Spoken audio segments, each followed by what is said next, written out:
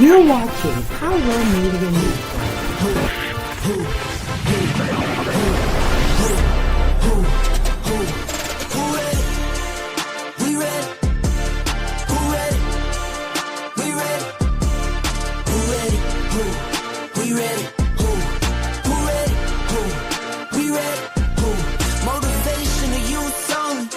Feel like Kobe, I'm like Jokic with the rock. You physically couldn't hold me, I don't care if you push it 40.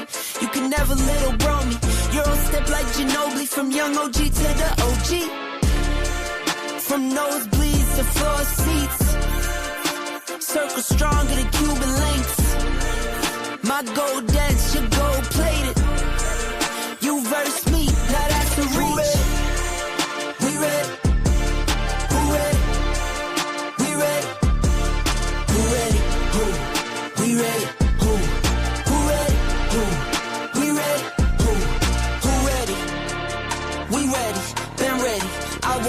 My turn, on God, hell steady. I keep dropping back to back. I keep going if you let me. I've been sitting at the top, looking down at those who left me. We hope your experience is fruitful.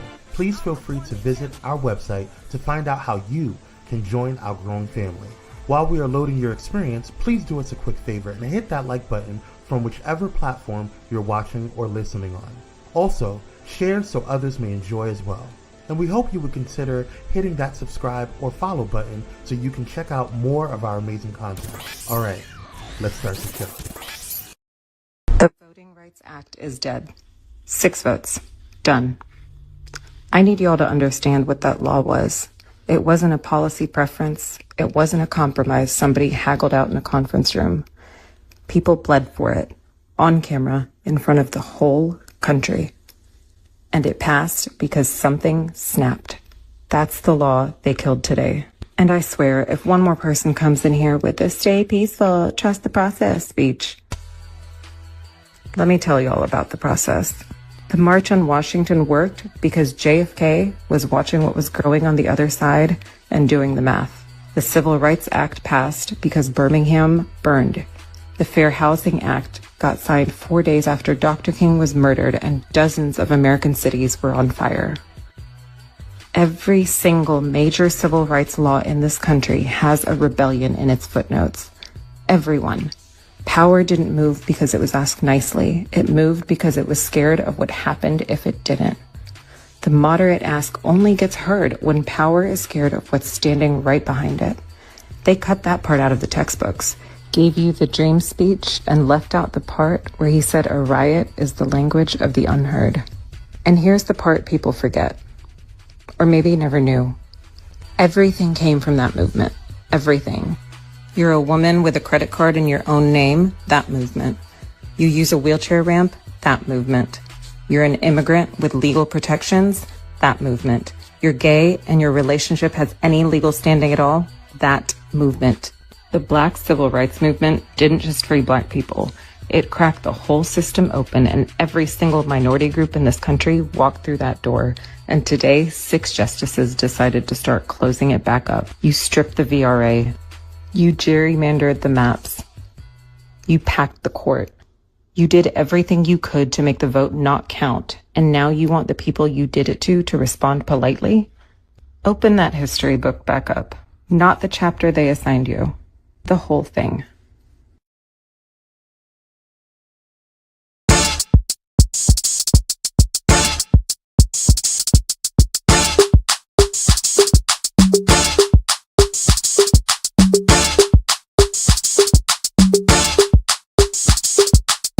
And it's a ticket talking Mazda for the figures. That's a comma and a comma and a comma. Gotta get it. And it's a ticket talking Mazda for the figures. That's a comma and a comma and a comma. Gotta get it. I'm a comma and a comma and a comma. Gotta get it. Comma and a comma. Gotta get it. And it's a ticket talking Mazda for the figures. That's a comma and a comma and a comma. Gotta get it. I'm a comma and a comma and a comma. Gotta get it. Comma and a comma. Gotta get it.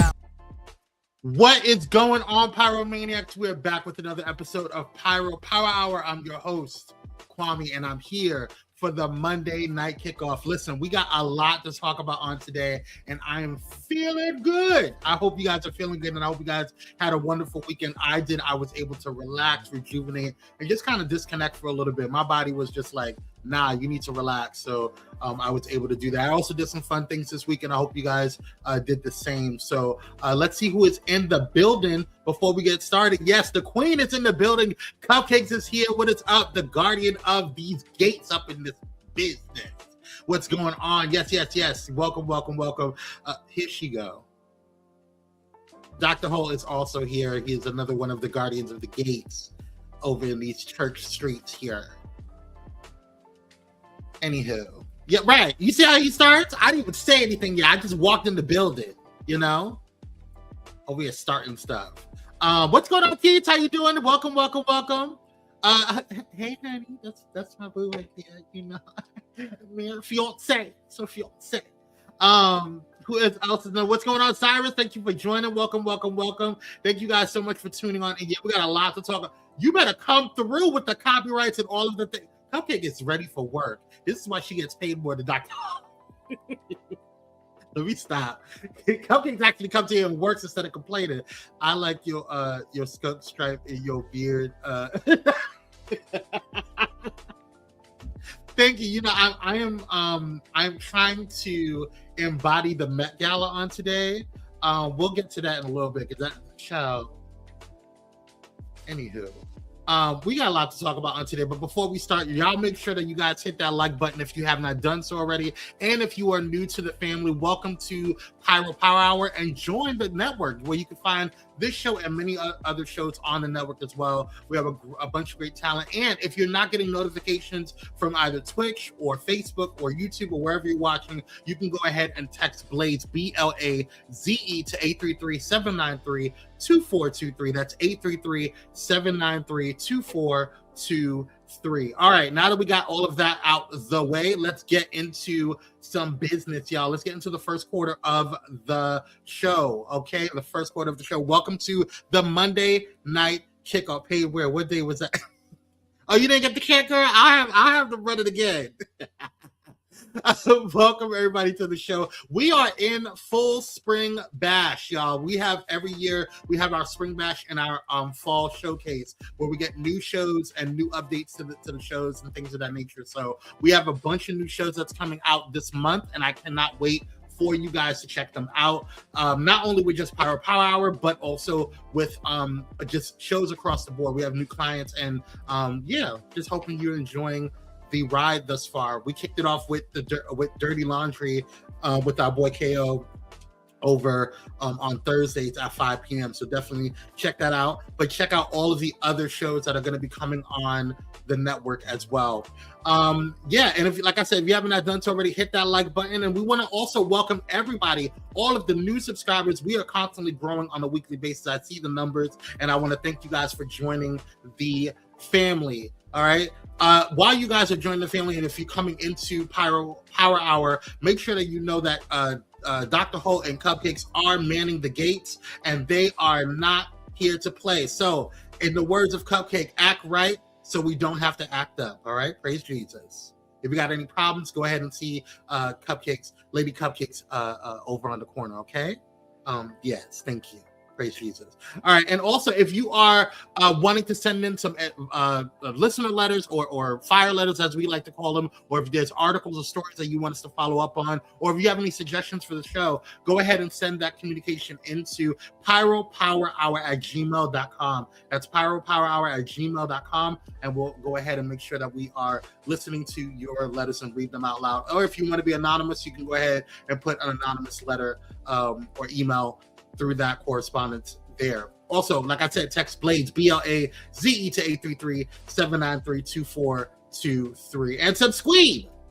And as you guys know, we would not be here, and all of this would not be possible without you wonderful people out there supporting Pyro Media and the platform. Okay, so go ahead and make sure that you send in a Cash App by going to using either the QR code that you see on the screen or going to the Cash App and hitting $ Pyro Media, PYROMEDIA All right. And also, if you are wanting to see what's going on behind the scenes and also get some deep dives and extra content exclusive to our Patreons, you can go ahead and join Patreon right there by going to patreon.com/Pyro Media. We got some new shows coming in for that as well, and new content coming in for that. And it's going to be a special show that we're going to be letting you guys know that's going to be happening on a weekly basis. That's exclusively for our gated community. So make sure you guys check that out by going to the hotspot, which is what we call our gated community. All right. All right, y'all. Now that that's out the way, we have a lot to talk about on this Monday Night Live. A lot to talk about. Just too much action to talk about. But we're going to go ahead and break this news right here before we get started. He said loads. Yeah, that's right, Doctor. You better get that. Cover this gate. Hey, Michaela, what's up, Queen? Cover the gate with that weapon, all right? He is licensed, by the way, FYI, so don't play no game. All right, y'all, let's get into this breaking news. Let's go.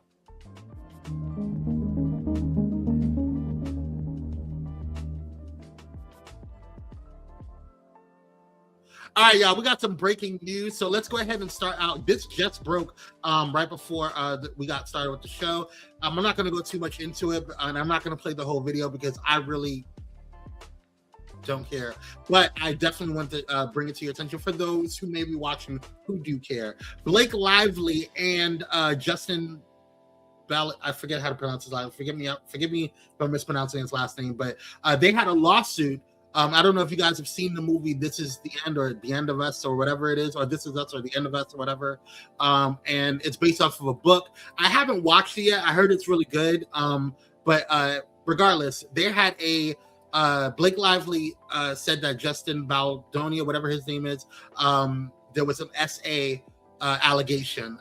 There was people saying that wasn't true. There was other people saying that it was. And it's just a long story, but they actually came to a settlement today. Take a look at what's going on with that. I got it maybe like 45 minutes ago, not even. You know that big It Ends With Us humongous legal fight, Blake Lively, Justin Baldoni, they have now come to a settlement in this years-long battle. This is just weeks before the case was going to go to trial. Here's the thing. Don't ask me how much it was for. We don't know the terms yet. Those are not public yet. But you'll remember that Lively accused Baldoni of sexual harassment during the production of their movie back in 2024. It Ends With Us. Lively also said Baldoni's production company retaliated against her after she complained about the alleged misconduct on the set of the film. Baldoni repeatedly denied Lively's claims. So here's where we are tonight. This joint statement, interesting in and of itself, a joint statement from attorneys for Baldoni and Lively saying, in their words, we remain firmly committed to workplaces free of improprieties and unproductive environments. Let me bring in Chloe Malas. This thing was going to trial.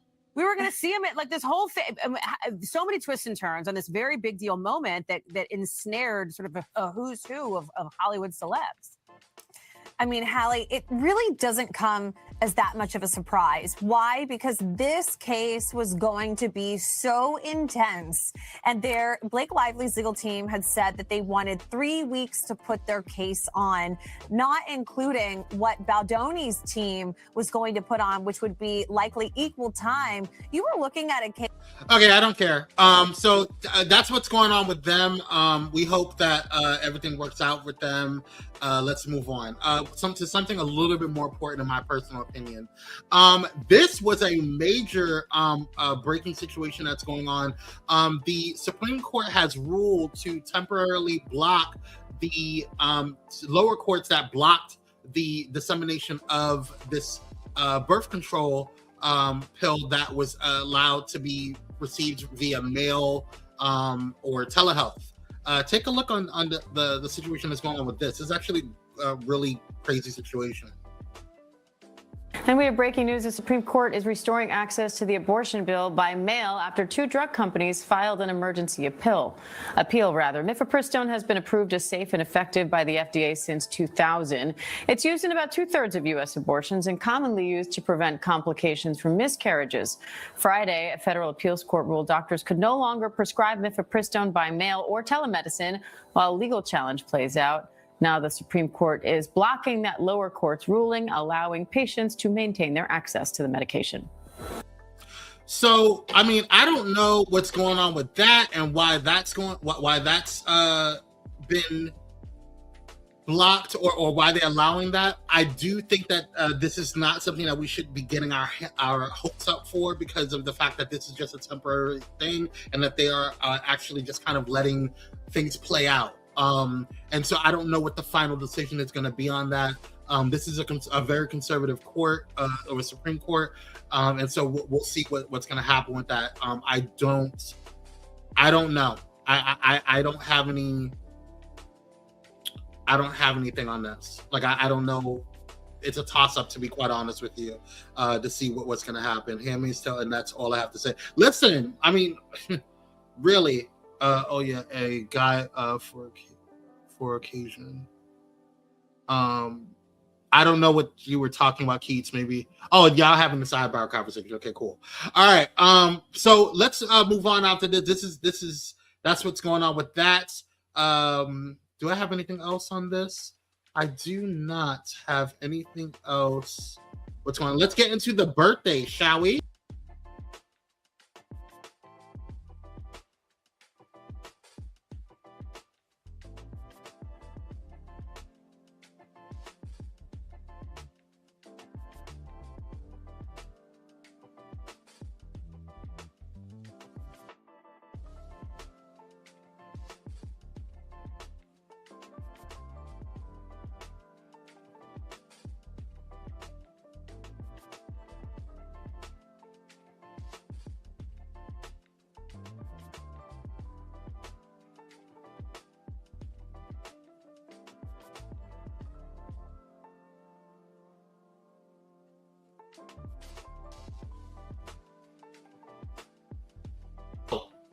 Can you hear me now? I'm so sorry, y'all. I'm over here talking.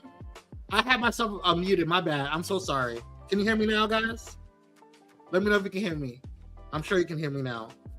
Let me stop unplugging stuff. He really... Okay, I'm sorry about that. Okay, my bad. So I want to say happy birthday to Jackie Jackson. He was born in Gary, Indiana, as you guys know, and he's one of the founding members of the Jackson 5, and he's the second child of the Jackson family and the oldest Jackson brother. So happy birthday to him. We also want to say happy birthday to Jadina. Jadina is a singer, songwriter. Oh no, he's a rapper. Excuse me. He's a rapper, singer, and songwriter and record producer from Imo State. In 2015, Jadina released 2 singles, Classic Man and Yoga, promoting Janelle Monáe's label, Wonderland Records, compilation EP. Happy birthday to him. I have, you know how y'all know how I feel about Jadina, for those who have been following me for a while. So happy birthday, okay? Yes. As Mary's down though, okay? So you, Keith, you can have him. Anyway. Also, another Jackson member, or a member of the Jackson family, Katherine Jackson, the mother and the matriarch of the Jackson family. Happy birthday to her. She was born in Clayton, Alabama. All right. And we want to wish her a very happy birthday. And she is, like I said, the matriarch of the Jackson family. All right. And that's going to do it for the birthdays. Let me go ahead and move this over here real quick. Hold on, because I don't know why this is not here. Oh, I see why. Okay, hold on. I got to move it, y'all. Let me go ahead and get this moved over here, because I want to make sure I do this for Cupcake, because you know how Cupcake. And actually, I'm actually really happy about this particular one. I got a picture of Bentley when he was just laying down, and it was just really the cutest picture. So I want to make sure that I move it here. Let's get him uploaded into the situation here. Hold on, y'all. Hold on. What is going on? Why is it not working? Upload file. Oh, there we go. Okay. All right. Hold on, y'all. I don't know why. I don't know what's going on. Oh, that's why. Duh. Okay. Sorry, y'all. There we go. Give me 1 second. Talk amongst yourselves. Talk amongst yourselves. There we go. I fixed it. Praise Jesus. Good Lord. All right. All right. Good. Let's get back to that. All right, so what did she say? Girl, we get to see. Yes, you get to see Bam Bam. Mama Jackson, if you're Nancy. Yes, happy birthday to Mama Jackson. All right, y'all, let's get into some Bentley time. But before we do, make sure that you guys know that this week is the schedule for Pyro Media Network. The only thing that is a change is that there will not be a It's Just Kim tomorrow. Yes, so we're canceling It's Just Kim. The rest of the week we got everything going on, and I don't know why Dirty Laundry's not on here, but Dirty Laundry should be on here as well. It'll be the Darryl Walter Show, Dirty Laundry, and Dr. Victorious. Okay, let's go over here. Cool. All right, it's time for Bentley's. This is a cute little picture. This little shirt he got. Look at him over here laying down. He's so cute. Yeah, that shirt he got from his papa. Yes. We love Bentley, don't we? Mm-hmm. Yes. Shout out to Bentley. All right, y'all. Let's go ahead and get into the show. I'll send this to you, Cupcake, because this is just a really cute picture. Yes, I'll send it to you. All right. Well, that was Bentley. We want to shout out to him. And let's get into the watch list, y'all. So on Friday, me and hubby went to go see The Devil Wears Prada 2. If you've watched the original Devil Wears Prada, you'll get a little nostalgia. You'll get a little, it's cool. I'm not going to give a full review because I want people to go and watch it if you haven't seen it already. But personally, I would have waited until it went streaming. I'm sorry. This is my personal opinion. I didn't hate it. I didn't dislike it. I thought it was it was good, but I just wanted more. It left me wanting more. And I just felt like there were certain things that I just was expecting. And yeah. So if you have not watched The Devil Wears Prada 2, go watch it for yourself if you want to, have that nostalgia. We can have a Bentley time live tomorrow. Girl. Good, because that was my my plan this whole time. Wait to stream. Yeah, I don't know, sis. I wouldn't waste my time going to see. I'm sorry. I mean, I had a great time for the experience. Me and hubby, we went to this place called Cinepolis, and so it's like a dining theater, and it's like, it was cute. It was a fun little night for us. But I had fun with him. But I just would have waited. Yeah. So there's that. Okay. Yeah.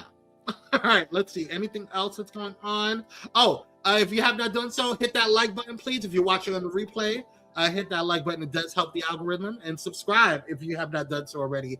And you can join the Fizzan. Okay. And comment if you're watching on the replay.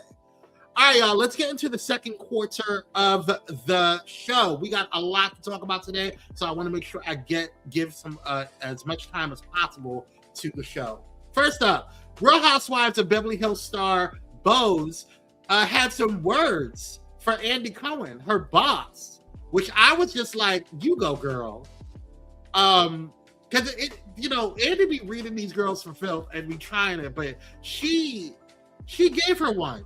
She gave Andy a good little read. It was cute for Disney. Yeah. Take a look. Andy Cohen, come here.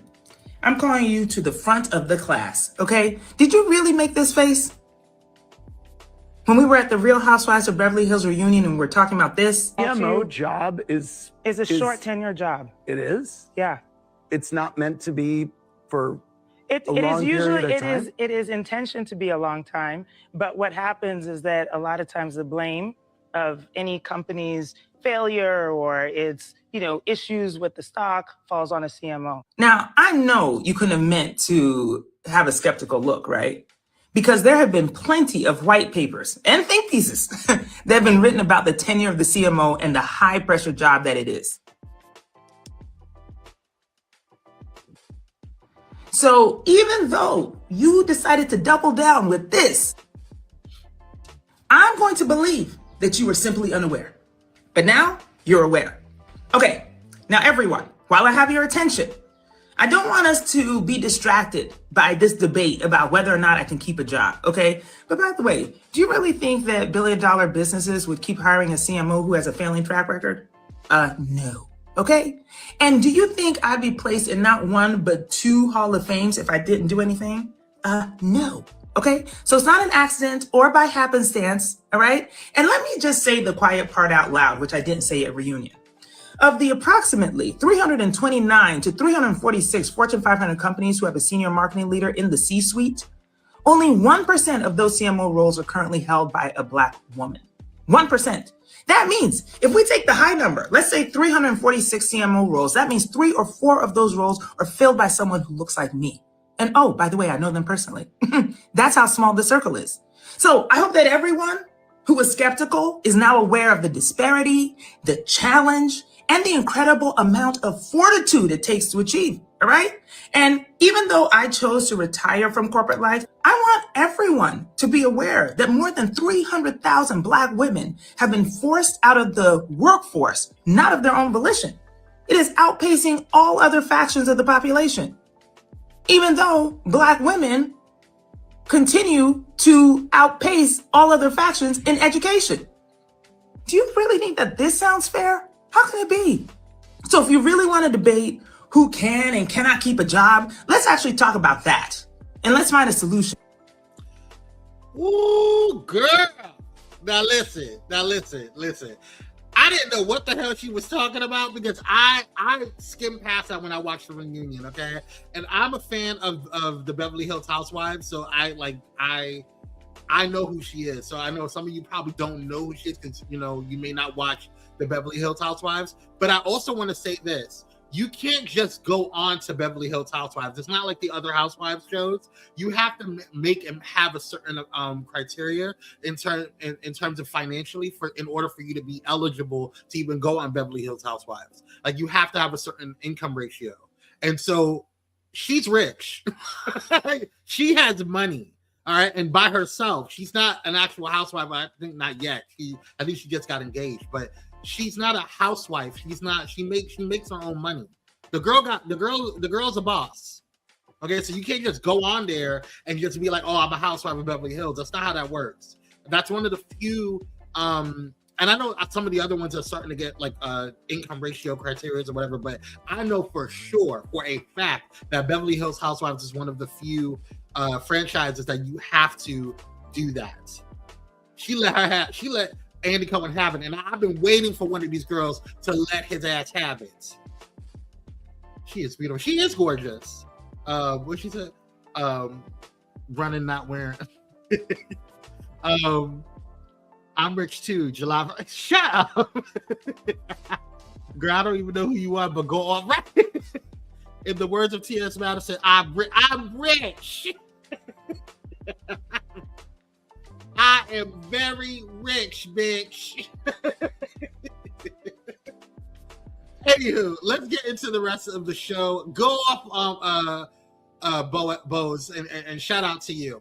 All right, y'all. I have a huge surprise for, speaking of franchises, for the Pyro Power Hour franchise. We have our Monday night our Monday night kickoff. We have our top 3 Tuesday at times when I don't have a Monday night kickoff. I try to do make up the show on Tuesday. We have our Hump Day review on Wednesday, but we are debuting a new Tuesday show.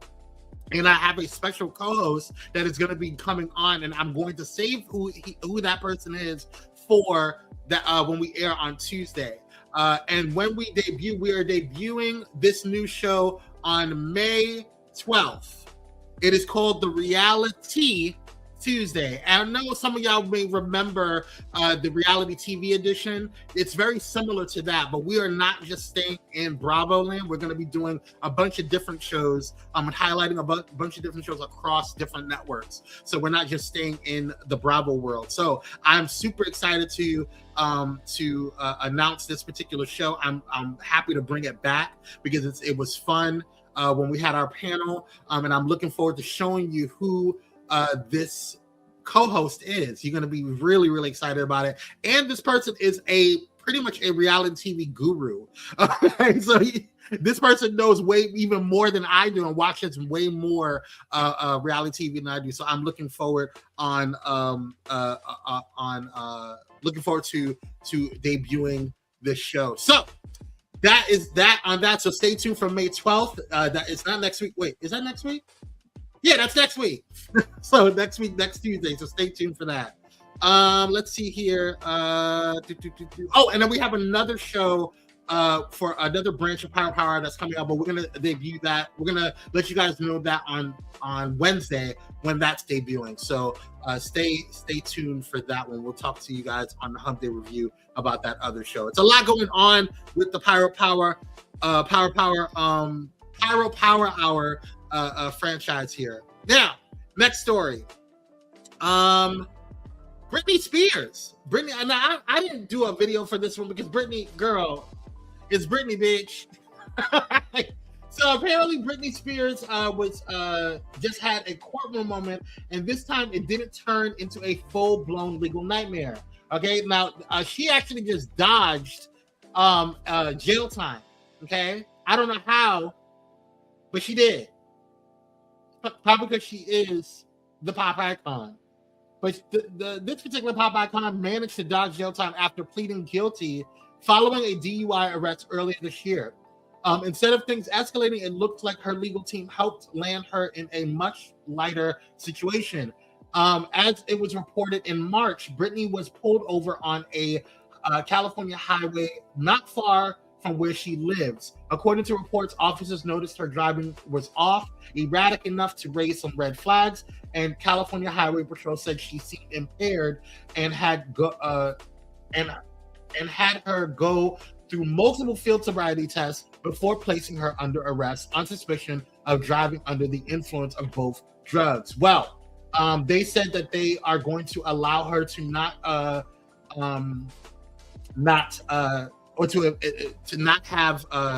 to jail. So she is going to be charged with a DUI, and I believe that she may have like restricted access to driving. You know, when you get a DUI, you have to like blow into something before you drive your car. But she's rich; she can hire a driver if she needs to. I think that'll probably be a better situation, and I think that she is going to rehab, if I'm not mistaken. So I will give you the tea on that when I find that out. More information on that. So. But a lot of people are saying good that she hasn't gone to jail. Other people are saying, well, she's the pop princess, and that's why it would have been different for everybody else. But you know, there's that. Where's Plies? Come get your girl, right? Whew.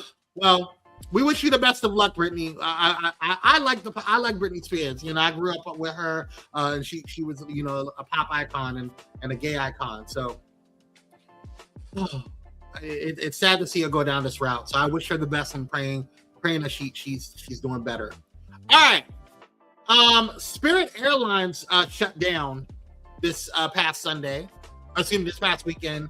And it's throwing the entire airline industry into a flux, actually. Take a look. Spirit Airlines is grounded for good. The budget flyer ceased operations abruptly and without providing much help for customers. The company's website simply says, "It is with great disappointment that on May 2nd, 2026, Spirit Airlines started an orderly wind down of our operations effective immediately. To our guests, all flights have been canceled and customer service is no longer available." Spirit cited the rise of fuel prices and other pressures on the business that have seriously impacted its financial outlook. The company says refunds will be automatically issued for fares booked with debit or credit cards. Customers who used a voucher or other means of payment, such as points, will have to wait until the bankruptcy process is complete to see if they're eligible for reimbursement. Other airlines are extending help to passengers holding a Spirit Airlines ticket in different ways. Spirit added, quote, "We are proud of the impact of our ultra-low-cost model on the industry over the last 33 years and had hoped to serve our guests for many years to come." For Inside Edition Digital, I'm Mara Montalbano. And I have to agree with you, Cupcake. You know, I only feel bad for the folks who also drive. The economy is ghetto. This economy is ghetto, absolutely. Child, the only planes that start on fire. Michaela says, I don't care what nobody says. Spirit was a good airline. The one time I went on it from Vegas, the only other airlines are the ones that be fighting. And I said what I just said. Okay, girl, you gonna look. I'm not taking up my Spirit. Listen, I have never flown Spirit. No, I did it once. I did it one time, and I'll be the last time. Well, it's gonna be the last time for anybody anyway because it closed. That was the last time that I ever rode it. It was way back when. I want to say probably before the pandemic. And airlines started getting worse after the pandemic. And if it was already bad then, and it just kept getting progressively worse after that, no thanks. But that's not why Spirit fell. Spirit fell because they were nickel and diming people. And also, I personally feel that Spirit Airlines failed because of y'all's president. That's why I think it failed. Because of the fact that we are in a senseless, unnecessary, in my personal opinion, illegal war. That's why. Because fuel prices have went up. That's why I think that's why Spirit Airlines failed. But speaking of that, it's not just Spirit Airlines. You know, we've been having issues with airlines for a while since the transportation agencies have just kind of gone in whack. You know, we even had like when you've been firing a lot of these different people. I never flown Spirit. Gives uppity. Listen, I'll give it an uppity look too. Because last time I checked, when you flown Spirit, you could become a Spirit girl. I said what I said on that. But listen, what you eat don't make me fat. So I'm not trying to be, all up on anybody's grill when it came to Spirit Airlines. If you flown Spirit and you enjoy Spirit, praise Jesus. Good for you. Ain't no way my black ass is getting on no type of Spirit Airlines. And now, thank God, I never will. But speaking of airlines, there's been a lot of stuff going on with airlines. And I think that a big cause of it is because of this damn president, y'all's president here, screwing shit up. Not paying them enough, firing all these different traffic control people. He said, I flew Spirit on November. No, Never is hilarious. He said, the last time I flew Spirit, they charged me extra for I cannot. I cannot. Anyway, this happened this past Sunday when it came to these damn airlines. Take a look. But we start tonight with a really scary scene on the New Jersey Turnpike. Good evening to you all. Thank you for joining us. I'm Nikki Dementri. An investigation is underway tonight after a plane coming in for a landing at Newark Airport hit a delivery truck.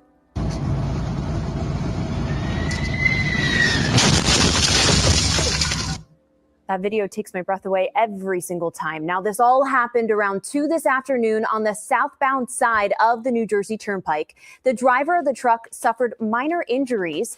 Another clip here shows just how low the plane was. The United Airlines plane, a Boeing 767, was arriving from Venice and did land safely. Now, New Jersey State Police add the underside of that aircraft and one of its landing tires also hit a light pole on the highway, which then hit another car. It's not clear if the driver of that car was injured. No one on the plane was injured. Let me explain something to y'all. This is getting crazy. Thank you. Vote and let's get that orange. Yes. Let's get that orange out of office. I think y'all you're all VIP. Exactly. I would own United Airlines. I would own it. The way I would be retired as that truck driver. Oh, no. No, sir. No, bam. No ham. You are not. I will not be working for the rest of my life. Because I am suffering pain and suffering. Pain and suffering. I would not work the rest of my life. No. Absolutely not. I'm over here driving, minding my business, doing my damn job, working my 9 to 5 already in this hard-ass economy, and then you gonna crash into my goddamn truck? And I'm just doing deliveries? Minding my black-ass business? Girl. No thanks. it's a lot going on. Okay? And I know we're in a tough economy, but listen, if you're feeling so inclined, if you're feeling blessed to bless this platform, go ahead and send a cash app to Pyro Media, $ Pyro Media, or use the QR code right on this damn screen here. What he said, I'm rich. That's all I got to say about that. I know that's right. Shit.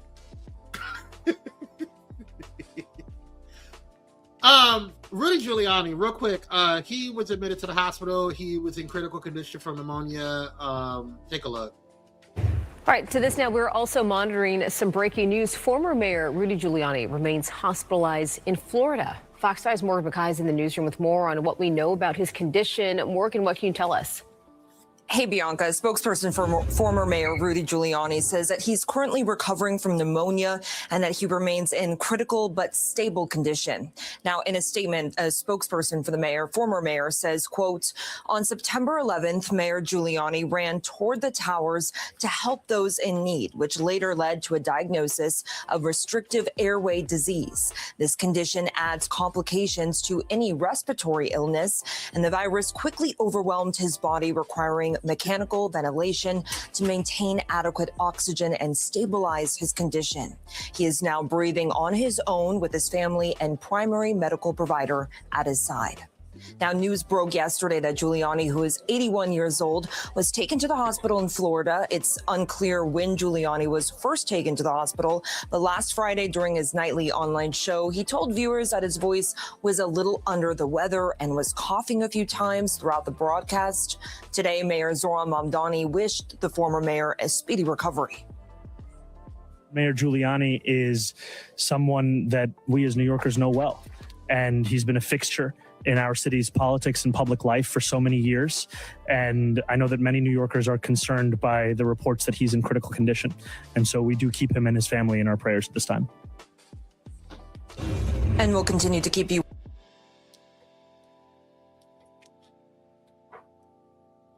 Oh, I'm sorry. I was reading the book. All right. So, yeah, thoughts and prayers and all that stuff and stuff like that. Anywho, how are you guys doing? You doing okay? All right, thoughts and prayers. Let's move on. Stefan Diggs, shall we? Have your way, Lord. Have your way, Lord. Have your way. Stefan Diggs, now listen. I got it. I understood. At first, I was like, well, maybe something happened between him and Cardi. I get it. It's all making sense. It's all making sense. Bro was in court today. Check this out. Revelations. Over those 4 or so years, how would you characterize your relationship with Mr. Diggs? I would say it's complicated. We had it started out as friends. We met. It started out as friends, became sexual, and we would meet up, hang out, and we decided I would come work for him like February of 2025. That was Mila Adams. And Mila Adams is the ex-chef of Stefan Diggs.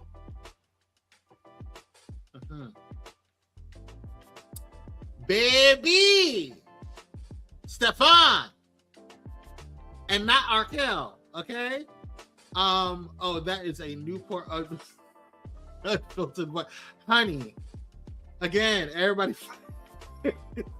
I know Cardi is somewhere like, and I had a whole human being with this stuff. Listen, he gonna have to pay what he owed. But she's rich too. She's very rich. It doesn't matter what's going on with her. It don't matter. She's not worried about nary nickel. But what it would behoove him to make sure that he gets out of this damn thing so he can pay his child support, because he will. He will. He's gonna have to pay child support. But I found it interesting his fine ass from the side. I find it interesting. This story has been really interesting to me, especially this particular segment of the testimony from her. Take a look. So when you say he smacked He you, smacked me with an open hand. do you know which hand he used? Right hand, right side of my Do you know face. which part of your face got hit? The right side of my face. And then what happened? And then he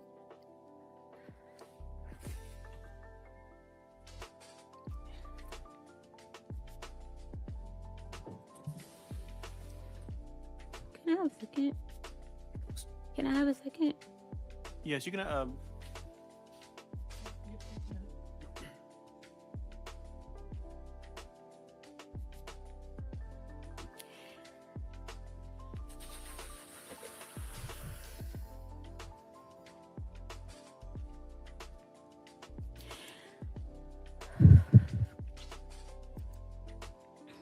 Right. When I went up to push his hand, like block him, like block him, he took his arm and he like came around my neck with the crook of his elbow around my neck, and he began to choke me, pressure on my neck with his elbow. When you were asked questions about what happened on December 2nd, you lied. It did not change what happened on December the 2nd. I'm It gonna did try not my change what happened on December the 2nd. He choked and slapped me. Ms. Adams, I'm going to try my question again. Because you didn't think it was important. When you asked the questions of Dedham Police Officer Ellis on December 16th, you lied. I did not lie. Somebody lied up in this mother sucker. Somebody lying. Somebody lying. But I ain't gonna lie. Keith said it. That's an award, Oscar award-winning performance, honey. And we're gonna find out the truth. We're gonna find out the truth. Because I'm sorry, I believe her. I do. I believe her. I believe her. She may have had some discrepancies. Because I caught it too, Cupcakes. Cupcakes be in the it's my little private investigator. She be hearing stuff. She should have been an attorney, is what she should have. You can't handle the truth. You want the truth? You can't handle the truth. She don't seem like his type. Child. I don't think that matters. I don't think that matters. I watch poor old all day long, honey. You be catching the discrepancies. You be catching the discrepancies. You caught it. I heard the discrepancies. However, I believe her. In my Shata Chanda, right by my Kidney Plus Supreme. We'll talk. We'll talk about it, girl. But Stefan, you in danger, girl. You in danger. Mm-hmm. Good luck, chat. Cupcakes need to come work with my brother. You almost want somebody to come over to Georgia and do something shit. You wanted to go teach your damn at your damn school with teach the kids. You wanted to join your damn sorority, girl. Everybody know that's a late. Tim, stop. His baby mama even called him. Okay, let's move on. Let's move on. I kid not with you guys. We got to move on. We're spending too much time on this. I debated whether I wanted to talk about this or not. Dominique Morgan is one of the most influential people in the trans community, one of the most influential people in the LGBTQ community, period. And her voice is just so powerful. And I debated on whether I wanted to talk about this or not. And I personally feel like I don't like it when white people try to speak for us. I don't like it when men try to mansplain shit to women. And so I'm not going to sit here and try to speak on something from the perspective that I'm not in. I'm a proud Black gay man, but I'm not a trans woman. And so Not that matters, because I believe that Dominique champions for the entire LGBTQ community. But I thought it would be better for us to have a conversation, and for someone who can speak to what's happening, who is a representative of the trans community. So I'm going to go ahead and allow our sister Hope Giselle Gotti, to shout out to my bro-in-law, to speak on the situation. And from there, we're going to go to a commercial break right afterwards. And so I think this will give clarity and understanding on how to navigate the narratives that are out there. Some of you may be watching on TikTok. Some of you may be watching on or watching different TikToks, watching different Instagrams, watching different narratives and different things on both sides of the spectrum. And I just want to make sure that we're not only giving fair coverage to Dominique, because she deserves that, and two, also honoring those who have questions about the situation. Gotta go. No problem, Keats. You have a good night. I'll talk to you later, man. And those who need to voice their concerns, because it's something that, you know, people have questions on, and there's not a lot of clarity, and we're not going to get clarity until Dominique comes back and speaks on it from her perspective, and until she speaks on it from her perspective when she doesn't have legal restraints. So I'm going to allow Hope to have this conversation and speak from her perspective, from the trans perspective, and then we can go to a commercial break and then finish the rest of the show. And this is going to be our official statement on it, because I know that Dominique is close to Pyro Media and close to Hope Giselle, who is a friend of the network, who is also one of my sisters. So I don't want to discuss anything further until we get more information on the situation with Dominique. So I'm just gonna leave it at that, and hopefully that will be satisfactory. I'm not playing any favorites. I'm not giving any favorable thing. I just feel like, out of respect for one of my trans sisters, I think it would be best if I don't speak on it until we get more information. And another thing, I want to say this though, for you heifers out there trying to sit there and pin something on T.S. Madison just to use it as a way to attack her, you're trash. You're trash for that. I will speak on that. Okay, because this has nothing to do with T.S. Madison. This has nothing to do with the project and endeavors that happened with that 501c3, and nothing to do with that with the project that happened with Dominique and T.S. Madison. Nothing to do with it. So just so we're clear on that. So all you raggedy hoes out there, you know, just using this as a transphobic way to attack T.S. Madison, you're trash for that. Let that be known. And I mean that from the bottom of my heart and from the soul. So, without further ado, let's go ahead and hear from the one and only Hope Giselle. Dominique Morgan is going to jail, and I'm gonna need more than 3 minutes to break this one down. So if you got ADHD, grab your stress ball and come on with me, because I'm noticing now more than anything that people are not just responding to the situation. They're revealing how they understand accountability, harm, and who they believe deserves grace. But if we being honest, folks didn't come into this moment neutral. Some of y'all came in ready to defend her no matter what. Some of y'all came in ready to write her off the moment that you heard the word charges. And some of y'all are really sitting in the middle trying to make sense of this without betraying your values or your people. And I get it. So let's ground ourselves in what we actually know and what we don't. Here's where we got to start. What we know is that there is a legal case, and we know that there are some serious charges tied to financial misconduct. We also know that she accepted a 21-day plea deal, and that the Okra Project has released statements that are structured, protected, and clearly written with legal guidance. Now, we also know that Dominique has spoken, but in a way that's been careful and constrained, rooted in more the survival portion of the conversation rather than actually detailing the specifics of the case. And we also know this. none of us don't know what the fuck happened because none of us was there, right? Not the state, not the organization, and definitely not Dominique herself, because everybody is legally bound in some way. And when you're navigating a system that does not let you speak freely without consequence, that's kind of like how it has to happen.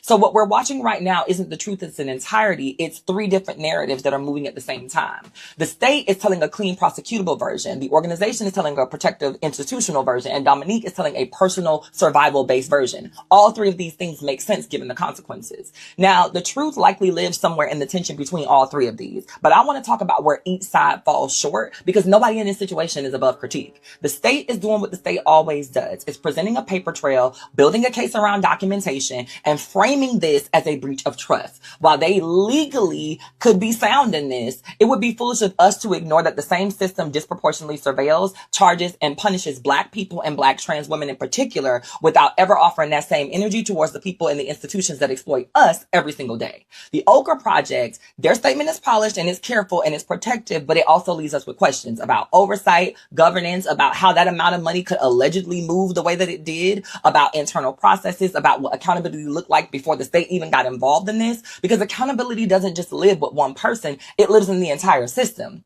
And Dominique, her statements hold dignity and they also hold distance. She's speaking in a language of survival, systems of harm, and that's real. But there's also a notable absence of specificity, right? No direct engagement with the details of the allegations, no clear breakdown of what's like really been happening from her perspective. And this is likely due to legal constraints. And let's be very clear, that matters, but it still leaves a gap in the public trying to figure out and fill in the gaps on their own. So now we have to talk about what people are really struggling with the most. That two things can be true. Dominique has done real impactful work for Black trans people, and there may also be harm here that deserves to be taken seriously. Now, two truths do not cancel each other out. They complicate each other though. And the inability to sit in that complexity is exactly why the conversation feels so chaotic right now. Because what I'm seeing in the court of public opinion is extremes. People who are riding her so hard that they refuse to even acknowledge the possibility of harm. And people who are condemning her so quickly that they are ignoring the context of how systems treat Black trans women. And that's a full fucking fact. And then there are the folks who are taking the why are more visible trans women, myself included, not jumping in to say something more definitive. And let's be real about that too. Speaking on something like this isn't just commentary. It comes with risk. It comes with consequence. And it comes with understanding that once you speak out, you are no longer just observing like everybody else gets to. You are a part of the narrative. So choosing to be thoughtful instead of immediate was not me being a coward. It was actually me being responsible, because I don't want to just bring you all bullshit. Now, here's where I stand, and I'm not going to dance around on it. I don't believe that incarceration, especially that of Black people, is ever something to celebrate, ever. I don't care what the charge is. I don't care what the headline says, because we all know that the systems that cage us were never built to deliver justice. They were only ever built to deliver punishment. And if we're going to be honest, there are people, corporations, and institutions who extract far more from our communities every single day legally, and then we turn around and beg them for scraps in the form of grants. So no, I'm never going to clap for a Black trans woman being sentenced to anything. But at the same time, I am also a firm believer that harm, if it exists, deserves accountability. But here's the part that's going to make some of y'all uncomfortable, because I also believe that that accountability for Black trans people, or Black people in general, should be something that we are able and capable of holding within community. That does not mean that we ignore the harm. It doesn't mean that we protect people at all costs. That means we have to ask ourselves why our first or final place that we land is a system that's never shown up for us with care or kindness. Because once we hand somebody over to that system, we lose control over what accountability looks like. We lose the ability to shape it into something that repairs instead of something that just punishes. And I am not naive. I understand that every situation can be handled, or every situation can't be handled internally. Those are things that, we have to like name the allegations and understand the moments of intervention and all of those things and how that happens outside a community. But I'm never going to be comfortable celebrating, endorsing a process where white-led systems get to dictate how Black people use punishment and call it justice. That's not something I'm signing up for, and it's definitely not something I'm going to clap about. So where does this leave us? It leaves us in a place where we have to be honest about what we don't know. where we have to wait for Dominique to actually be able to tell her full story without legal restriction, without strategic silence, without consequence of whatever she's going to say, bouncing back and ending her up in court again. And until then, every single one of us should move with a little bit more care and grace. Have your opinions. You're entitled to them. But be mindful of how quickly you reduce people. Be mindful of how easy you celebrate punishment. Be mindful of how often we expect perfection from the very people that we know are navigating impossible systems. Because at the end of the day, this moment is not just about Dominique. It's about how we show up when one of our own becomes complicated, and whether or not we actually believe in justice or if we just like the performance of it when it's convenient for us. And until y'all are ready to have that conversation, I'll wait approximately 20 days at this point. And it's a ticket talking Mazda for the biggest. It's a comma and a comma and a comma, gotta get it. A comma and a comma and a comma, gotta get it, get it, get it, get it. Comma and a comma, gotta get it, get it.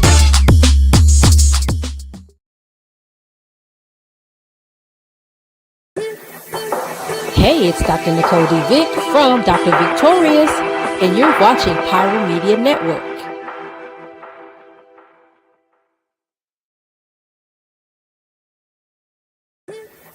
Hey, it's Pastor Kim from It's Just Kim Live Show, and you're watching Pyro Media Network.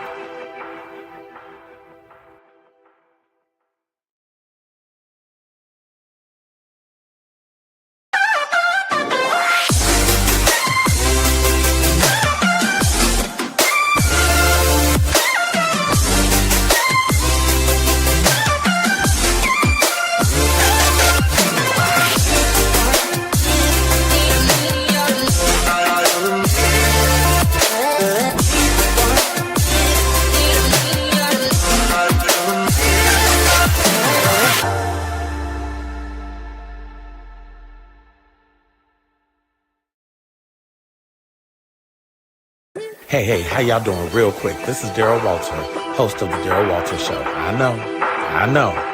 And you are watching Pyro Media Network.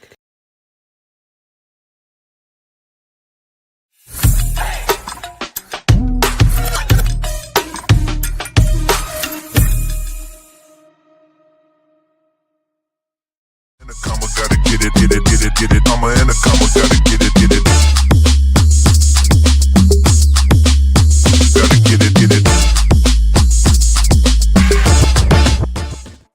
And we are black, you guys. Thank you guys so much for tuning on in. I know that was a little bit of a long video, but it was necessary. So thank you guys for tuning on in and for checking out what Hope Giselle had to say. Shout out to Hope Giselle Gotti, my sister from another mister. And also like, share, and subscribe if you have not done so already. And if you are just tuning in and you're not getting notifications from Twitch or wherever you're watching or YouTube, you can go ahead and text Blaze, B-L-A-Z-E, to 833-793-2423, and we can go ahead and send you a text message when we go live or we upload new content. All right, let's go ahead and get into the rest of the show, you guys. We have a lot to talk about. Well, not actually a lot. I just want to talk about this particular situation. It's a one-hitter-quitter type situation. Listen, I know all the time we talk about this particular monk rat right here, but we're going to go ahead and make sure that we are talking about one of his flunkies, okay? And that is Scott Jennings. You don't know who Scott Jennings is? Take a look.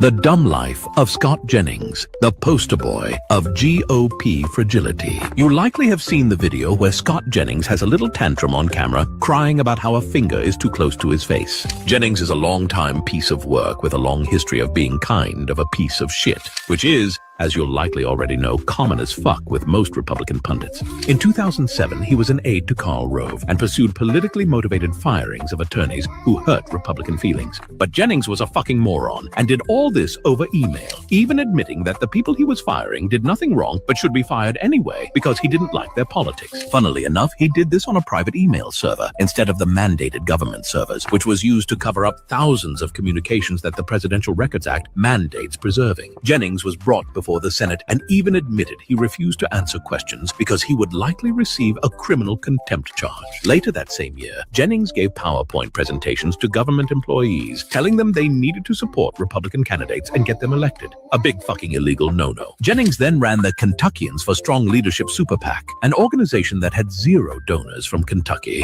and which did some pretty swampy, immoral shit and hid a lot of his work in a non-profit that was likely incredibly fucking illegal.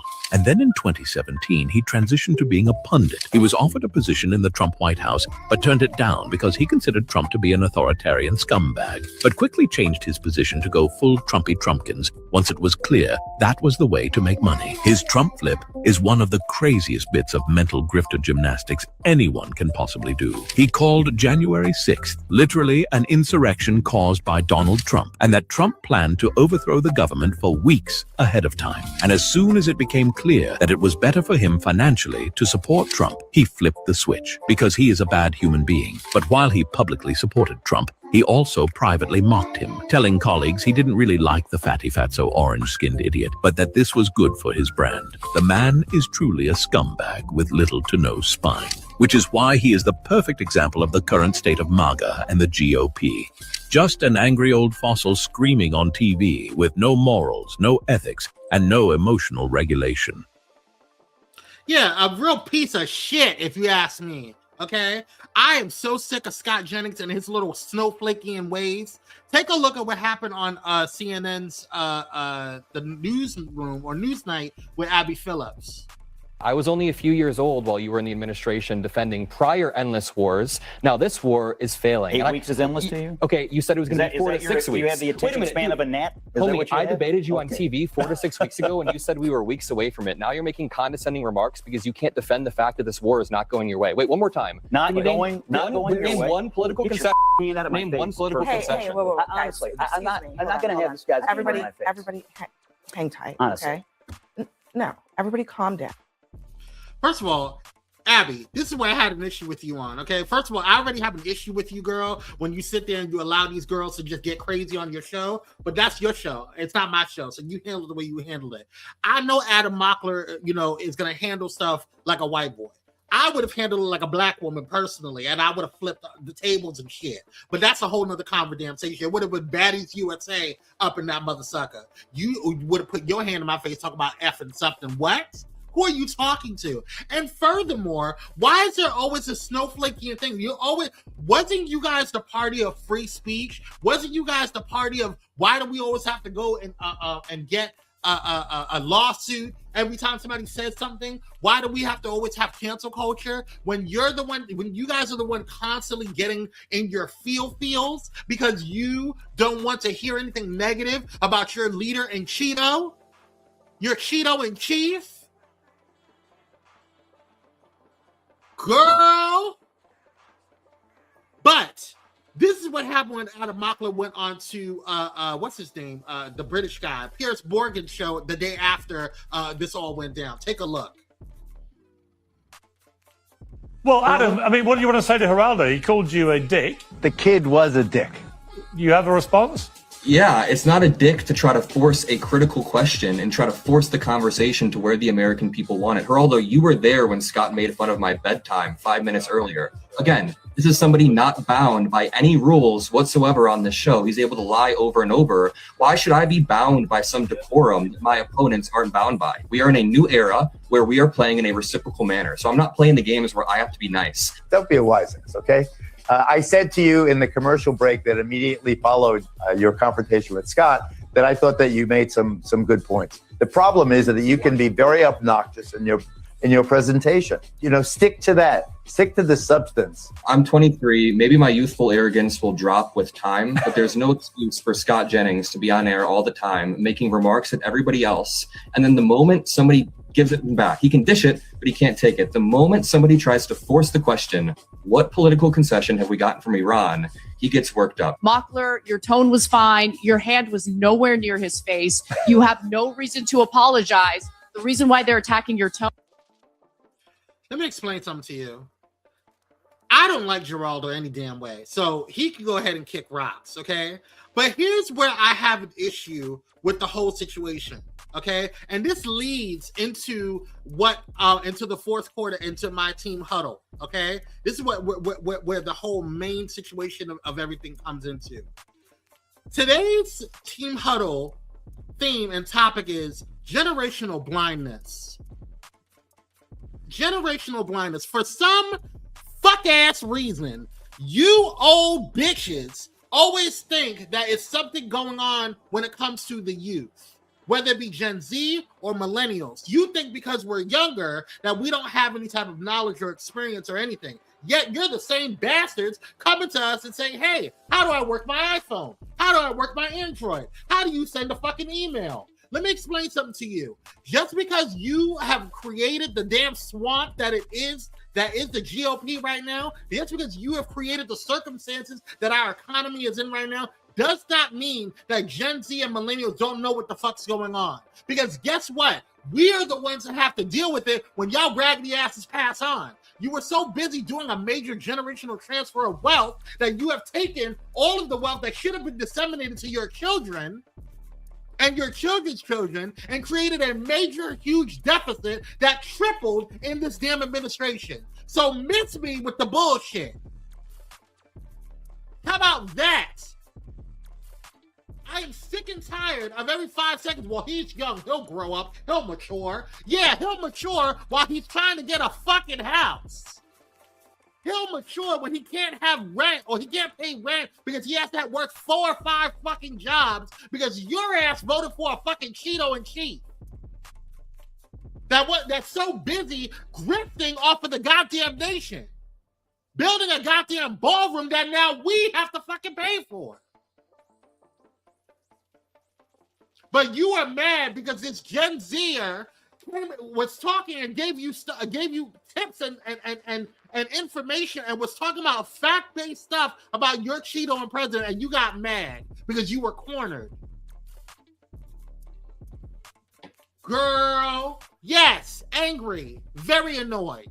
Because it always seems to be a damn boomer, and it always seems to be an older fucking Gen Xer that wants to sit there and look down upon the goddamn Gen Zs and millennials. We're the ones that have to deal with it. You only need us when it's time to vote, huh? You only need us when it's time for you to get your messaging out there to podcasts and to streaming places and to get your message across the nation. But want to talk down to people about all types of bullshit. So, well, you don't know what you're talking about. You're young. We're living it. Experience, remember? You said, oh, you have to experience a little longer. I'm not trumping wisdom. I'm not saying that wisdom is not to be, wisdom is to be ignored. But don't downplay the experiences of what Gen Z and millennials are going through in the present. We should always know about the past. We should always know about our history because then, if we don't, then we'll be doomed to repeat it. But do not disrespect the experiences of millennials and Gen Z. Just because we're younger, just because they have a different perspective, does not mean that we are not to be listened to, that we are not to be adhered to. Because at the end of the day, we're the ones that are going to have to inherit the bullshit y'all put us in the first place. And I'm sick and tired of every 5 seconds I'm seeing a Gen Z influencer or a millennial influencer having a conversation with a boomer, and then it's all of a sudden, or an older fucking Gen Xer, and sitting there, they're being talked down to because they're younger. It's dumb. Y'all getting ready to croak any damn way. Whew.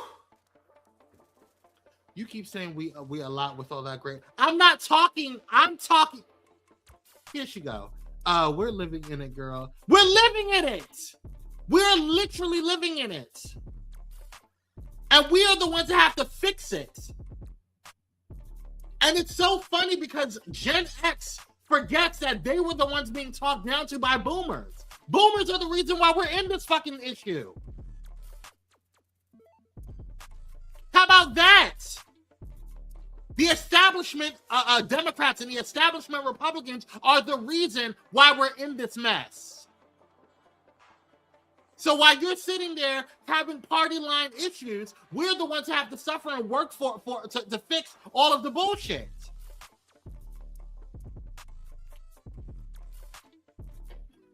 Girl. Like, share, and subscribe. that is going to do it for today's show. Thank you guys so much for tuning on, and make sure that you guys, if you want to donate to the platform, if you love what you guys have been seeing, make sure you guys feel free to send a Cash App. You can definitely use the QR code that's on the screen, or you can go ahead and send a Cash App by hitting $ Pyro Media on Cash App. And also, don't forget to subscribe. We appreciate you guys joining and join the channel. It's not just Pyro Power Hour that's on here. There's all other amazing shows with great information. We are here for your infotainment. And if you are wanting more, if you're not getting enough from the channel, you can go to our Patreon, where we have behind the scenes stuff, where we have deep dive conversations, and where we can talk a little bit more freer from a gated community. Thank you guys so much for your support. I appreciate you guys for coming to tonight's Monday night kickoff, and I will see you guys on the next one. Until then, stay blessed, stay stress-free, and I'll see you on the next one. Peace out, y'all. Comma, gotta get it. Comma and a comma, gotta get it. And it's a ticket talking Mazda for the biggest. That's a comma and a comma and a comma, gotta get it. I'm a comma and a comma and a comma, gotta get it. Comma and a comma, gotta get it. And it's a ticket talking Mazda for the biggest. That's a comma and a comma and a comma, gotta get it. I'm a comma and a comma and a comma, gotta get it. Comma and a comma, gotta get it. Gotta get it.